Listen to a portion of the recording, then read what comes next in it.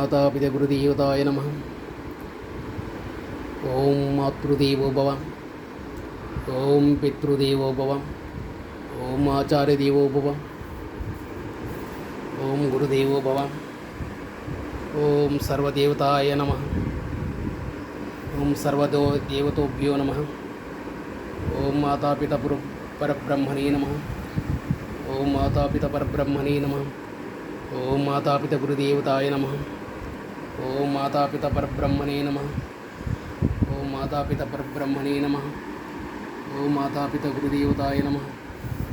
ओम मातापिता गुरुदेवताय नमः। ओम मातापिता परब्रह्मणे नमः। ओम मातापिता परब्रह्मणे नमः। ओम मातापिता परब्रह्मणे नमः। ओम मातापिता परब्रह्मणे नमः। ओम मातापिता परब्रह्मणे नमः। ओम मातापिता गुरुदेवताय नमः। ओम शांति शांति शांति।